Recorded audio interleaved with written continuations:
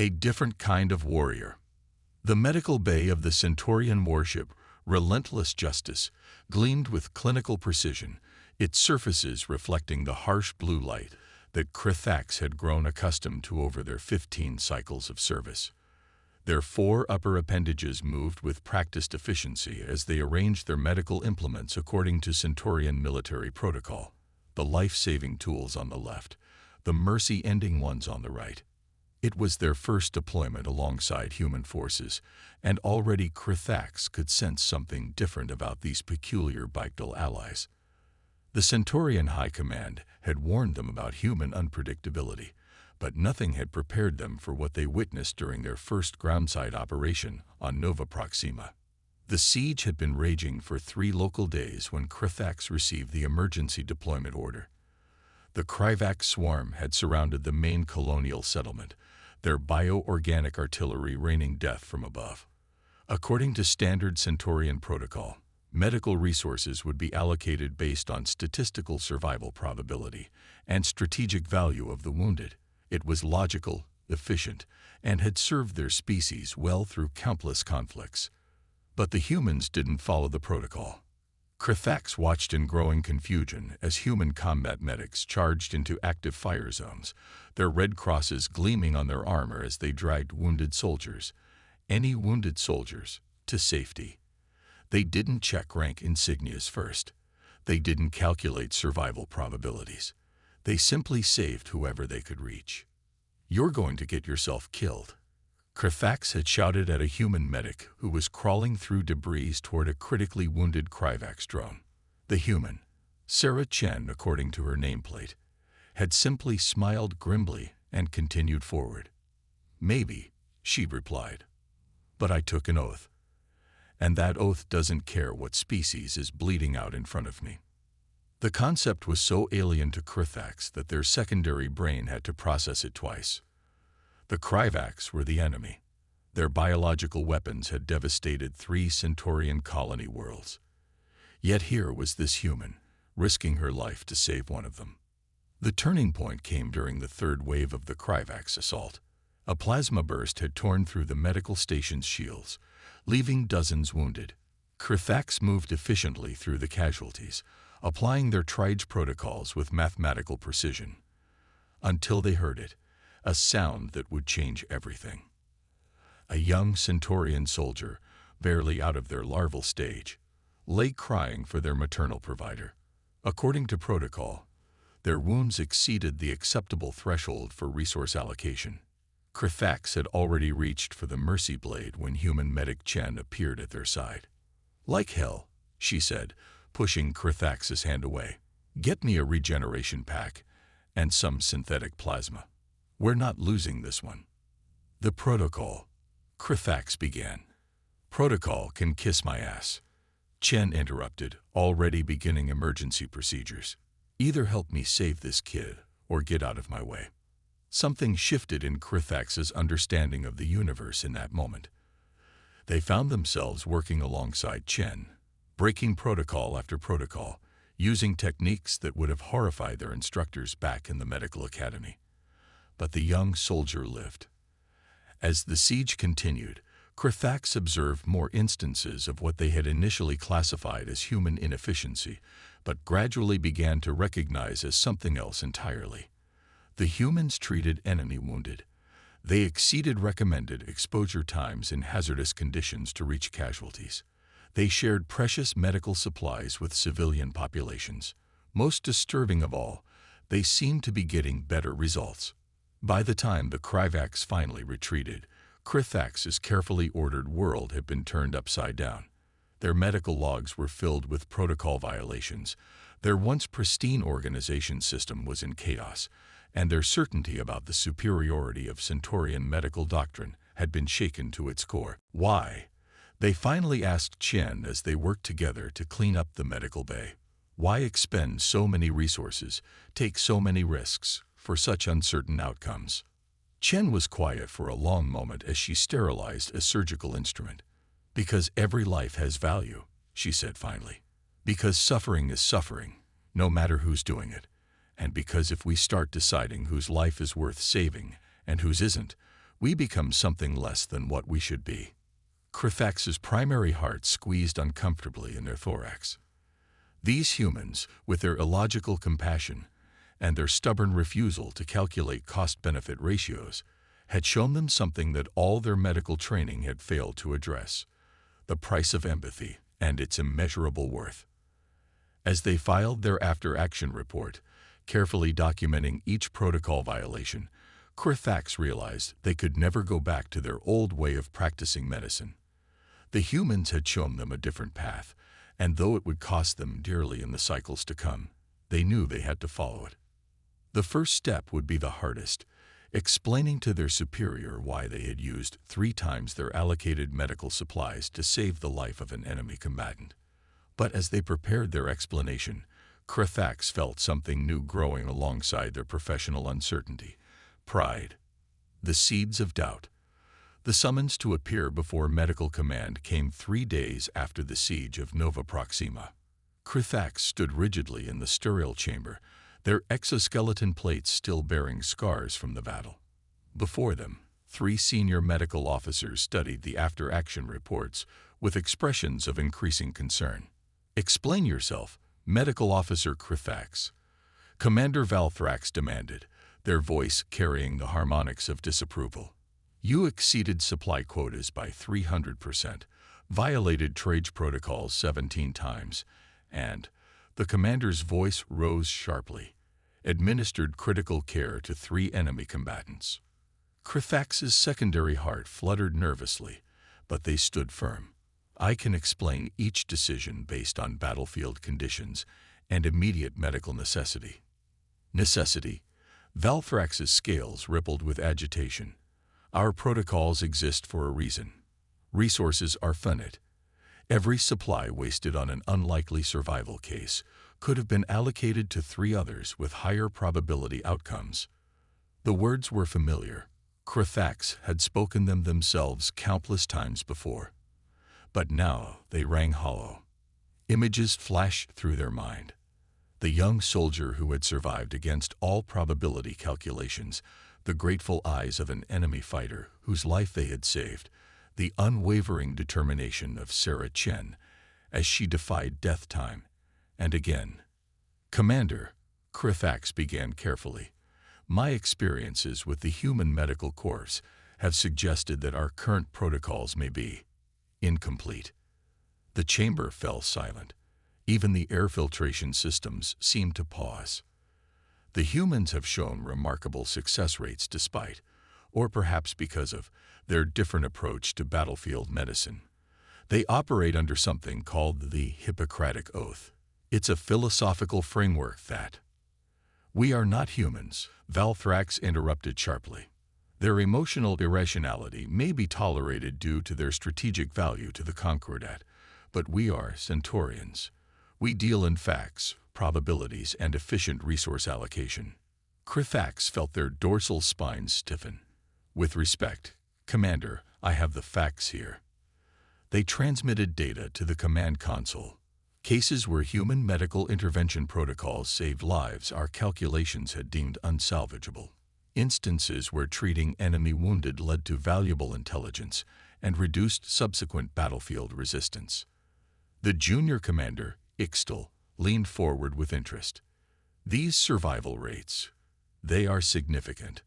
"They are anomalous," Valthrax countered. "And they come at what cost? How many more could have been saved with properly allocated resources?" Krithax felt something they had never experienced before: anger at their own kind's blindness. "Perhaps we should ask how many we've lost due to our rigid adherence to protocols that value efficiency over possibility." The words escaped before they could contain them. The chamber grew colder, if possible. "You are dismissed, Medical Officer," Valthrax said quietly. "Return to your duties. But be warned, further deviations from protocol will have consequences." Krithax departed the chamber, their minds churning. In their quarters, they found a message waiting from Chen. The human medic had sent educational materials about Earth's medical history, ethics, and the development of their healthcare principles. Krthax spent the night cycle absorbing the information, their understanding of medicine transforming with each new concept. The next deployment came sooner than expected. A Krthax counterattack had hit a civilian research station. As Krthax boarded the medical transport, they knew they faced a choice: follow the protocols they no longer believed in, or risk everything by following their growing conviction that the humans were right. The decision came quickly when they arrived on scene. A Kryvax drone lay wounded next to an injured Centaurian scientist.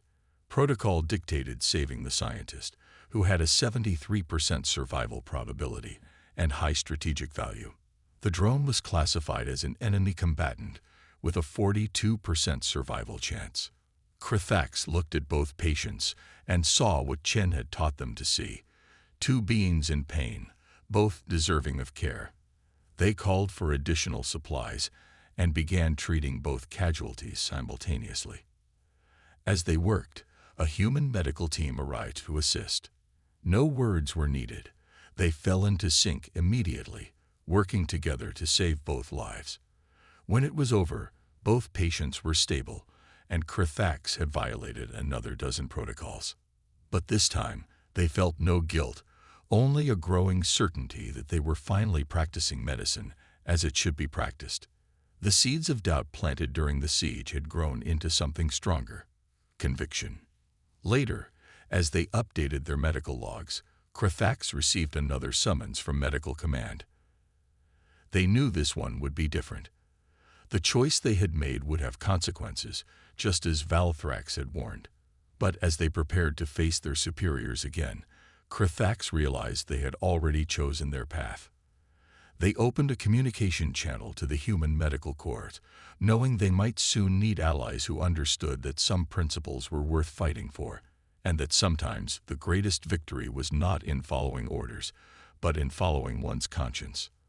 The price of empathy was high, but Krthax was finally ready to pay it. Breaking point. The battle for Outpost 7 would be remembered as one of the bloodiest engagements of the Kryvax War. The massive space station, positioned at a crucial jump point, had become a desperate last stand for both Concordat and Kryvax forces. Krthax had never seen so many casualties flood into a medical bay at once. The station's corridors echoed with screams in a dozen different languages. Combat medics from all species rushed between makeshift treatment areas, their uniforms stained with blood of various colors. Krthax worked tirelessly, moving from patient to patient, no longer even pretending to follow Centaurian triage protocols. "We've got more incoming." Chen's voice carried over the chaos. She was covered in alien blood, her face streaked with exhaustion, but her hands remained steady. Multiple critical. The latest wave of casualties included both Concordat troops and Kryvax fighters, all victims of a massive hull breach in Section 9. Krthax began treatment on a Kryvax soldier with severe plasma burns, knowing that each moment spent helping an enemy combatant would be noted in their record. A shadow fell across their patient. Krthax looked up to find High Medical Director Zexthor watching, their ceremonial medical carapace gleaming under the emergency lights. "Step away from the enemy combatant, Medical Officer Krthax," Zexthor ordered, their voice carrying the full weight of Centaurian authority. Krthax's hands continued working, applying regenerative gel to the Kryvax's wounds. "This patient will die without immediate treatment. That is acceptable. Their death reduces enemy combat effectiveness. Attend to Concordat casualties only. That is an order." Around them, the medical bay fell silent. Human medics paused in their work, watching the confrontation unfold. Chen stepped closer, her face set in a determined frown. Krthax felt a strange calm settle over them. All the doubt, all the internal conflict of the past weeks, crystallized into perfect clarity. They knew what would come next would change everything, but they also knew they could choose no other path. "No," Krthax said simply, continuing their treatment. "What did you say?" Zexthor's scales flushed with anger. "I said no." Krthax turned all four eyes to meet their superior's gaze. "I took an oath when I became a medical officer. Not the human Hippocratic oath. though I now wish I had, but an oath nonetheless, to preserve life, to heal. Nothing in that oath specified which lives were worthy of saving. You forget yourself, Zexthor bellowed. You forget what these creatures have done to our colonies. I forget nothing, Krithax replied, their voice steady. But I remember something we seem to have forgotten as a species, that healing transcends war, that medicine should know no borders or battle lines. They gestured to the chaos around them. Look at the humans. They treat everyone, and they're not weaker for it. They're stronger. They've shown us a better way. Then you have been corrupted by their influence. Zexthor signaled to security officers. Medical Officer Krithax, you are relieved of duty and placed under arrest for insubordination and violation of medical protocols. Security moved forward, but found their path blocked by human medical staff who had quietly positioned themselves around Krithax and their patient. Chen stood at the front, arms crossed. Anyone interferes with treatment of my medical team's patients, she said quietly. They'll have to go through all of us first. The standoff lasted several tense moments before Zexthor stepped back. This isn't over, Krithax. You'll face a full tribunal for this. I know, Krithax replied, returning to their patient. But for now, there are lives to save. The battle raged on for 3 more days. Krithax worked alongside the human medics, treating any and all whom needed help. They knew each patient they saved was another mark against them, but they also knew they had never practiced better medicine in their life. When it was finally over, when the last patient had been stabilized and the Kryvax had retreated, Krithax stood in the now quiet medical bay. Chen approached, offering a datapad. What's this? Krithax asked. Transfer papers, she replied with a smile. Earth Medical Corps is always looking for doctors who understand what medicine really means. Thought you might be interested, considering. She gestured to the security detail waiting to escort Krithax to detention. Krithax took the datapad, their hands steady despite everything. You know what's strange? I always thought choosing between duty and conscience would be harder. But in the end, it was the easiest choice I've ever made.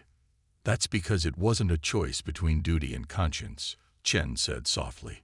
It was a choice between what we're taught duty is and what duty really means. As the security officers approached, Krithax stood tall, their medical insignia still gleaming on their carapace. They had lost their position, their status, and possibly their freedom. But they had gained something far more valuable, the understanding that true healing knew no boundaries, and that sometimes the greatest medical breakthrough wasn't a new treatment or technology, but simply the courage to see every life as worthy of saving. In the end, that revelation was worth any price.